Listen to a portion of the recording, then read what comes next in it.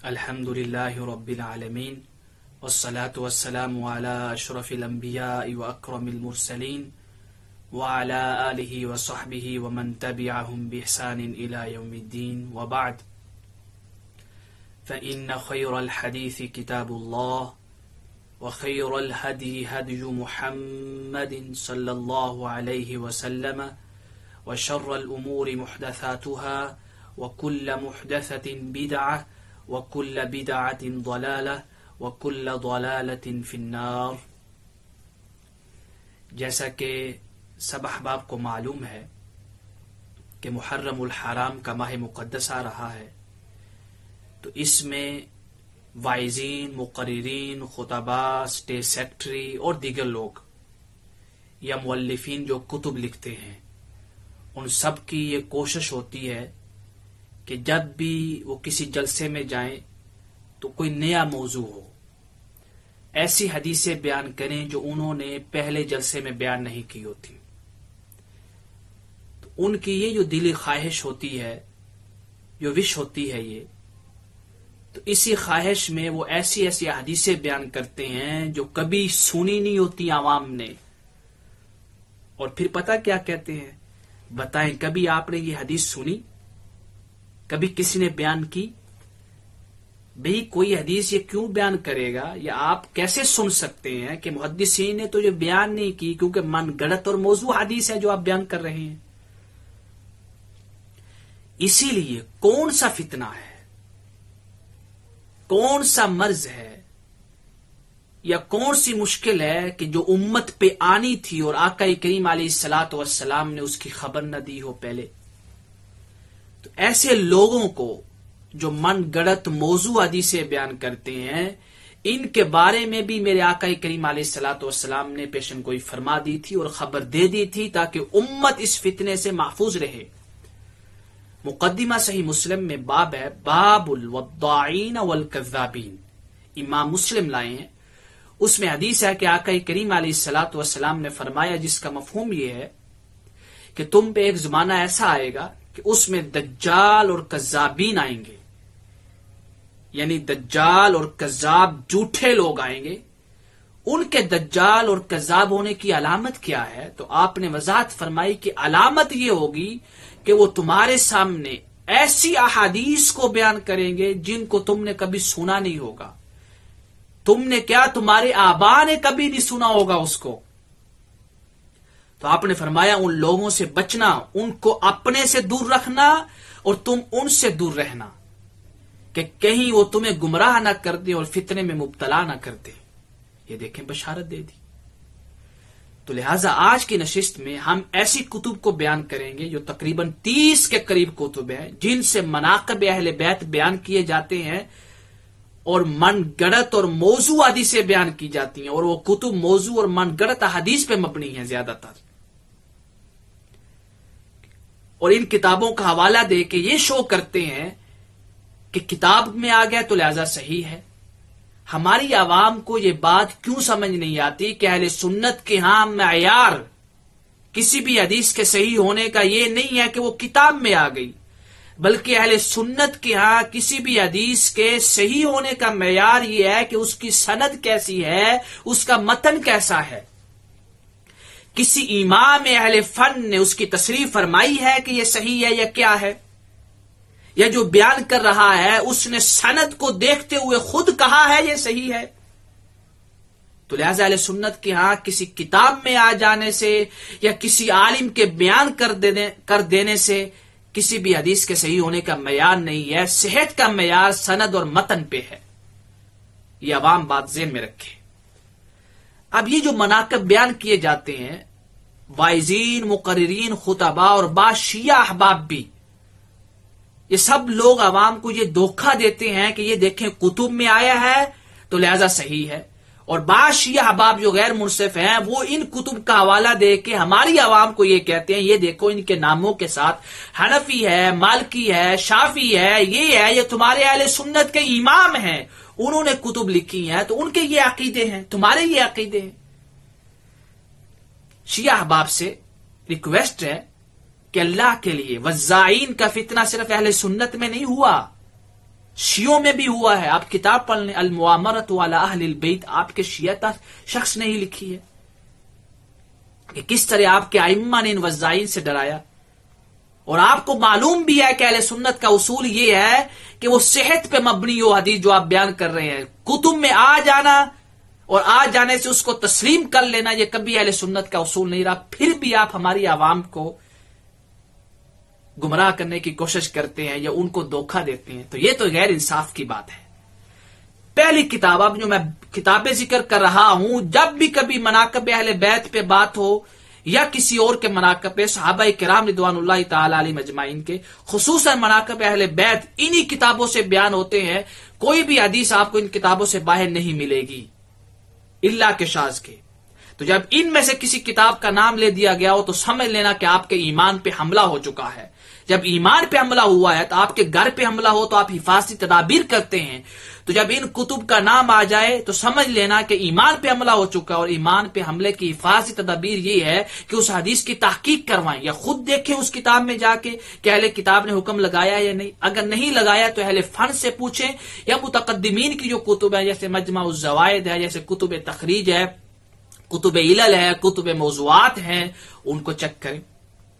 پہلی کتاب جو بیان کی جاتی ہے، بعض شیعہ احباب اہل سنت کی عوام کے سامنے ان کتب کا نام لیتے ہیں اور ہمارے واعظین مقررین خطبا ہر جلسے میں نئی حدیثیں بیان کرتے ہوئے ان کتب سے فائدہ اٹھاتے ہیں اور اللہ کا اس کے رسول کا خوف تک نہیں ہوتا ان کے دلوں میں، حیا تک نہیں ہے. میرے آقا کریم علیہ الصلوۃ والسلام نے فرمایا، صحیح بخاری کی حدیث ہے، اذا لم تستحی فاصنع ما شئت. جب تمہیں اصول معلوم ہے اہل سنت کے اور تمہارے ائمہ کے اصول معلوم ہے واعظین مقررین کو، پھر بھی وہ ان اصولوں کو بلائے طاق رکھتے ہیں، ان کا لحاظ نہیں رکھتے، تو بے حیا ہے. پھر جو چاہیں وہ کریں، بیان کرتے رہیں، کوئی ان کو روکنے والا نہیں ہے. پہلی حدیث ہے مناقب الامام، پہلی کتاب جو ہے مناقب الامام امیر المومنین علی بن ابی طالب. اس کتاب کو مناقب الخوارزمی کے نام سے بھی اس کو یاد کیا جاتا ہے. اس کی آپ حدیثیں پڑھ لیں، اس کی حدیثیں خود ہی شاہد ہیں کہ یہ کتاب غیر معتمد ہے. اور امام ذہبی نے المنتقی جو کہ اختصاص ہے منہاج السنہ علامہ ابن تیمیہ کی کتاب کا، اس میں آپ نے واضح لکھا ہے کہ یہ کتاب موضوع حدیثوں سے بری ہوئی ہے. اب کیا کہیں گے؟ مناقب الخوارزمی کا آپ نام بول دیتے ہیں اور عوام یہ سمجھ لیتی ہے کہ کتاب کا نام آ گیا تو حدیث صحیح ہوگی. یہ میں پھر دوہرا رہا ہوں، کتاب کا نام لے دینے سے حدیث کی صحت کا معیار نہیں ہے. حدیث کے صحیح ہونے کے لیے سند اور متن کا صحیح ہونا ضروری ہے. کسی امام فن کی تصریح کا ہونا ضروری ہے کہ وہ تصریح کرے، صرف بیان نہیں، تصریح کرے، قولی تصریح ہو. سوائے صحیح ہے ان کے صحیح بخاری اور صحیح مسلم کے، اور اس میں بھی جو مرفوع متصل سند کے ساتھ حدیثیں ہیں وہ. اب دوسری کتاب ہے فرائض السمطین فی فضل المرتضی و فی فضائل المرتضی والبطول والسبطین، الحموینی الجوینی الشافعی کی یہ کتاب ہے الخراسانی.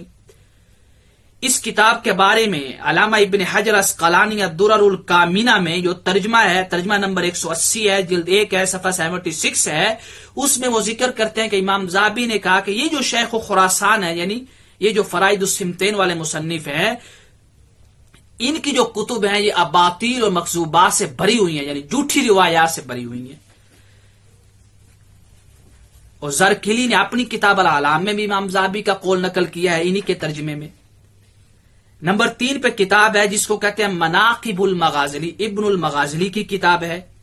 اس کے بارے میں بھی امام ذہبی المنتقی میں وہ تلخیص میں لکھتے ہیں کہ ان کی کتاب بھی جو ہے، جو محدث ہے اس پہ یہ مخفی نہیں ہے کہ یہ کتاب بھی موضوع حدیثوں سے بری ہوئی ہے. نمبر 4 پہ کتاب ہے شواہد التنزیل لقواعد التفضیل فی الآیات النازلہ للحاکم الحسکانی الحنفی. یہ دیکھیں نسبت حنفیوں کی آ رہی ہیں. اس وجہ سے بھی بعض شیعہ احباب ان کتاب کا نام لے کے مخادع کرنے کی کوشش کرتے ہیں، دھوکہ دینے کی کوشش کرتے ہیں کہ یہ اہل سنت کی کتب میں موجود ہیں یہ عقائد. اور واعظین مقررین خطبا اور ہمارے بعض مؤلفین تو اپنی کتب میں ہر نئی حدیث بیان کرنے کے لیے ان کتب سے بیان کرتے ہیں، گویا کہ ان کے نزدیک کتب میں آ جانا ہی صحت کا معیار ہے، جو کہ جہالت ہے، لا علمی ہے، گمراہی ہے، دلالت ہے.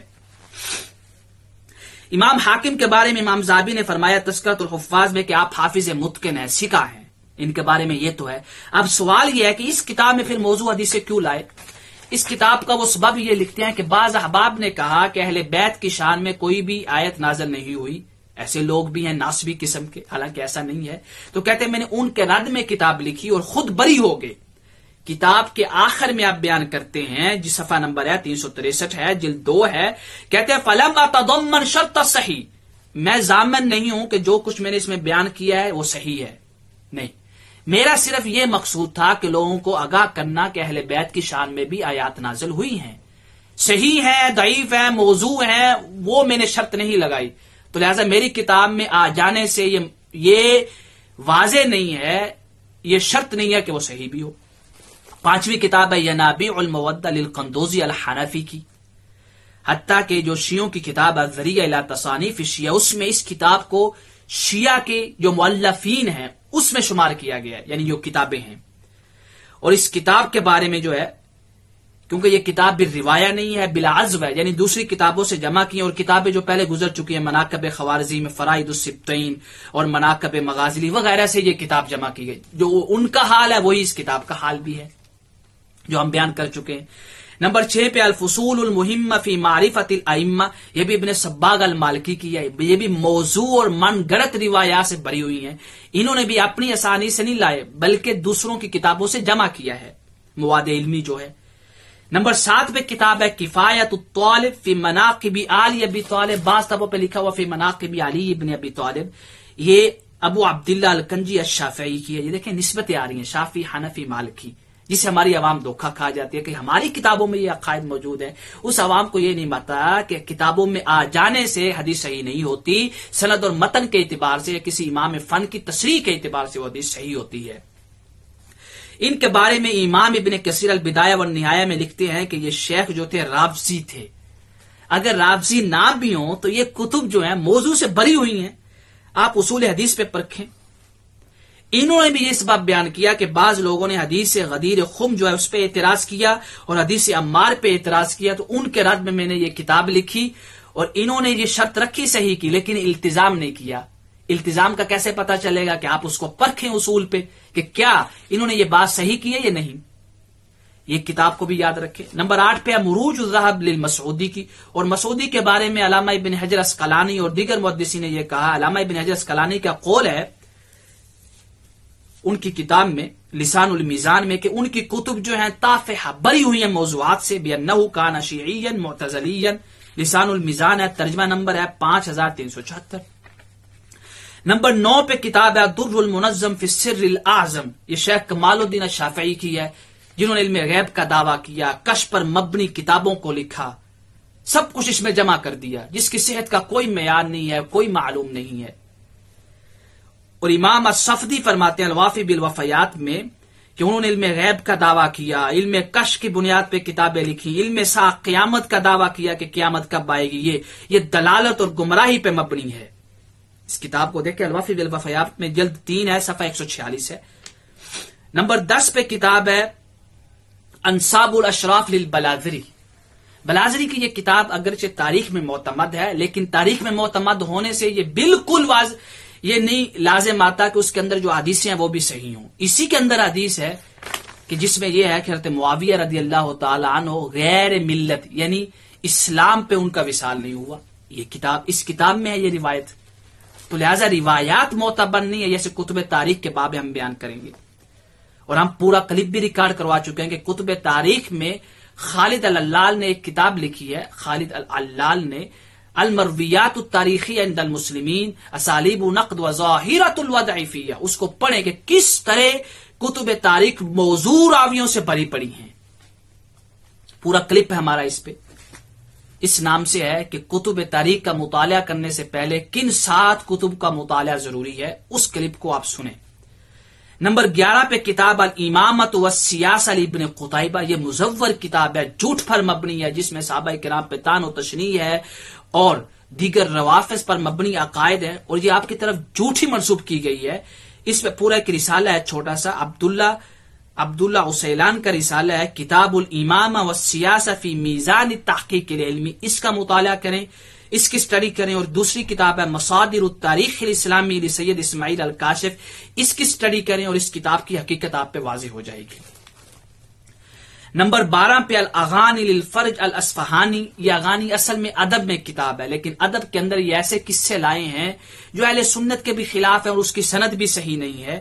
علامہ ابن جوزی فرماتے ہیں کہ کان یتشیع، کہ شیعہ ہو گئے تھے، اور ان کی ایسی روایتیں لا یوثق بروایت، ان کی روایت پہ اعتماد نہیں کیا جائے گا، اور ان کی کتب میں ایسا ہے لما یوجب علیہ الفسق، جس سے یہ لازم آتا ہے کہ ان کے اوپر فسق کا فتویٰ لگایا جائے۔ المنتظم جو ابن جوزی کی کتاب ہے، تاریخ کی جلد 14 ہے، صفحہ 185 پہ آپ دیکھیں۔ اور امام ذہبی نے کہا میزان الاعتدال میں کہ شیعی ثم قال یاتی باعاجب بحدثنا واخبارنا، اور اپنی کتاب میں حدثنا اخبارنا کے صیغوں سے عجب چیزیں لائے ہیں جو کہ اعتماد کے قابل نہیں ہے۔ جلد 3 ہے، صفحہ 123 ہے، ترجمہ ہے 5825۔ العقد الفرید 13 نمبر پہ ہے، یا العقد الفرید دونوں نام ہے، ابن عبد ربی۔ یہ کتاب بھی اگرچہ ادب میں یا دیگر میں ہے، لیکن موضوع اور من گڑت روایات سے بری پڑی ہیں۔ واعظین، مقررین اور کتب لکھنے والے لوگ، تقریریں کرنے والے لوگ ان کتب سے استفادہ کرتے ہیں، تو ان میں سے 13 نمبر پہ یہ کتاب ہے۔ امام ابن کثیر فرماتے ہیں البدایہ والنہایہ میں جلد 10 ہے، اور اس کا جو صفحہ ہے، صفحہ نمبر تقریباً 23 ہے، اس میں لفظ ہے کان فیہ تشیع ومغالات فی اہل البیت، کہ آپ میں تشیع تھا اور غلوف تھا اہل بیت کے بارے میں، تو جس کی وجہ سے ایسی حدیثیں لائے۔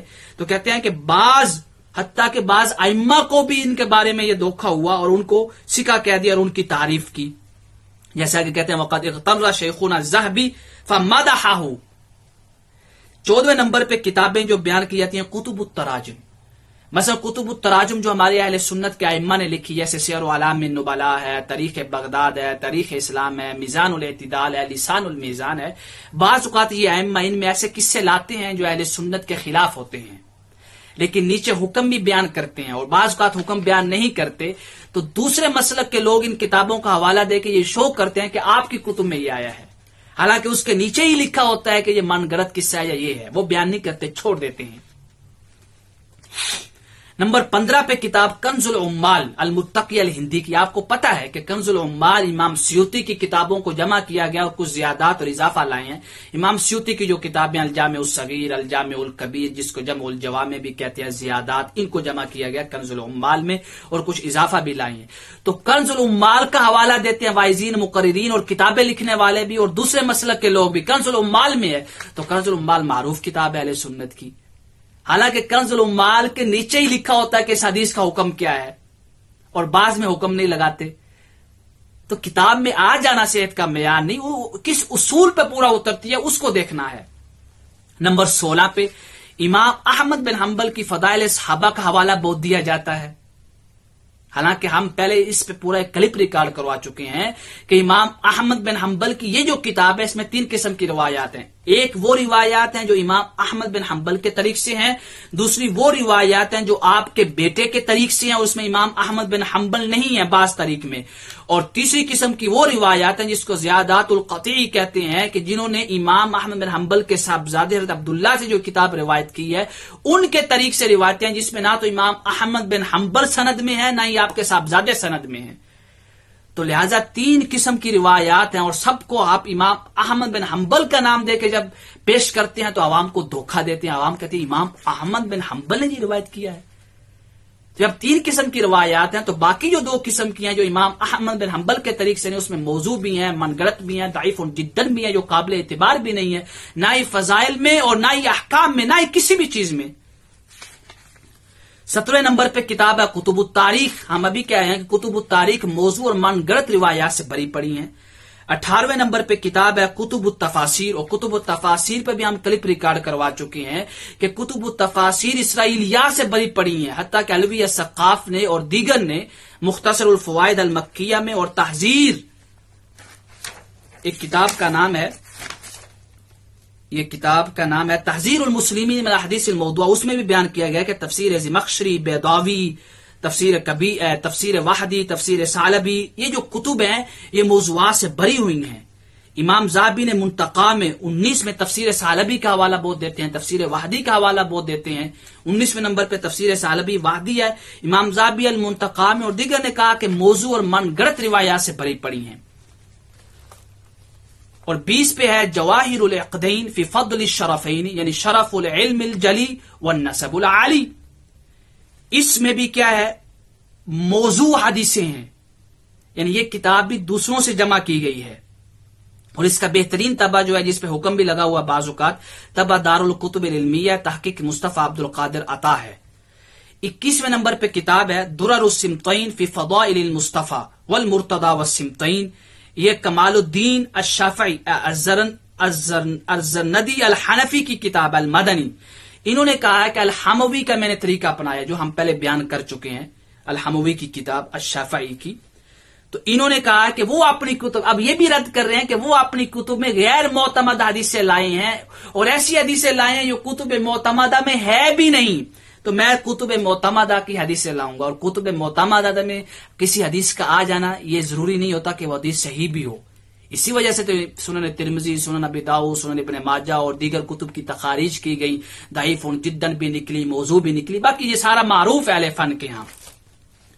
22ویں نمبر پہ کتاب ہے تذکرۃ الخواص، اس کتاب کا پورا نام ہے تذکرۃ خواص الامہ فی خصائص الائمہ، یہ بھی اہل بیت کے مناقب میں ہے، اور یہ سبت ابن الجوزی کے امام ذہبی فرماتے ہیں کہ وہ بعد میں ان میں رفض آ چکا تھا، یعنی رافسی کچھ ہو چکے تھے، اور میں ان کی نقل پہ روایات پہ اعتبار نہیں کرتا ہوں، میزان الاعتدال میں ہے۔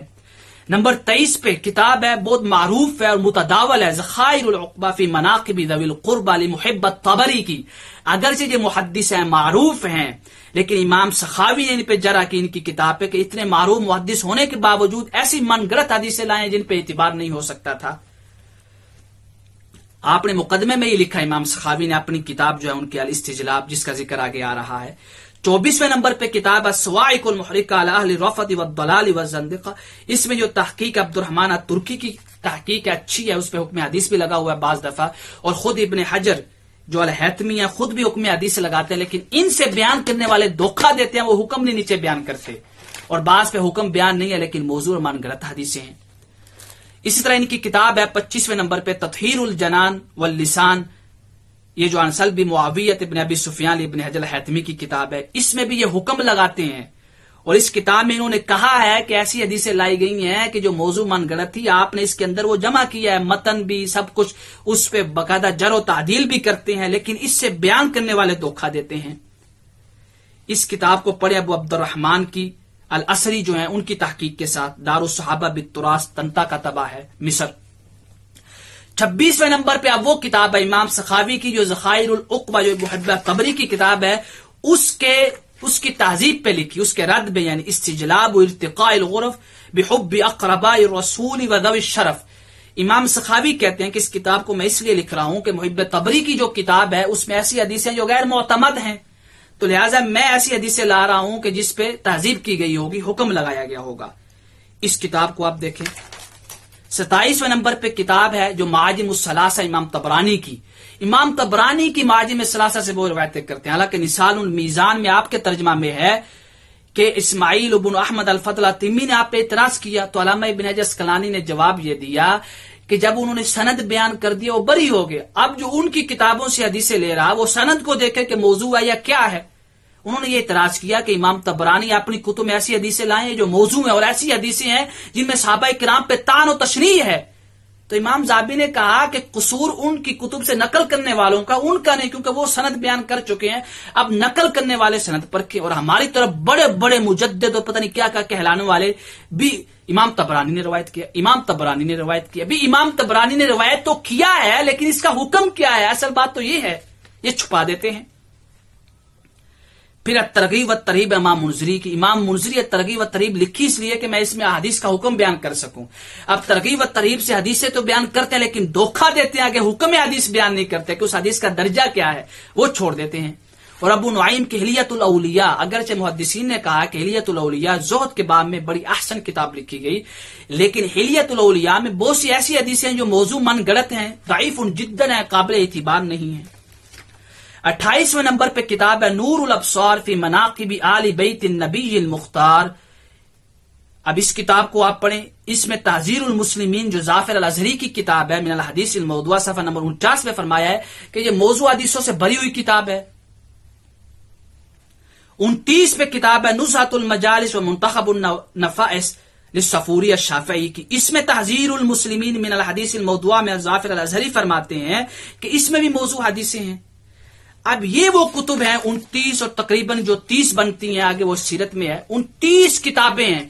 اس سے باہر آپ کو مناقب اہل بیت کی حدیثیں نہیں ملیں گی۔ تو جب ان کتب کا نام لیا جائے تو سمجھ لینا کہ اب آپ کے اوپر فرض ہو چکا ہے کہ اس حدیث کی تحقیق کریں۔ باقی صحیحین سے اگر اہل بیت کی شان میں بیان ہوتی ہیں تو وہ تو صحیحین میں متصل جو حدیث ہے متفق علیہ صحیح ہیں۔ باقی کسی بھی کتاب میں اگر بیان ہو اور وہ حکم حدیث بیان نہ کرے، چاہے وہ وائز ہو، مقرر ہو، کتاب لکھنے والا ہو، چاہے کوئی شیعہ احباب آپ کے سامنے حدیث پیش کرے، جب تک حکم بیان نہ کرے آپ حدیث کو تسلیم نہیں کریں گے، کیونکہ یہ رکن حدیث میں سے ہے۔ اس لیے امام سیوطی نے تحذیر الخواص میں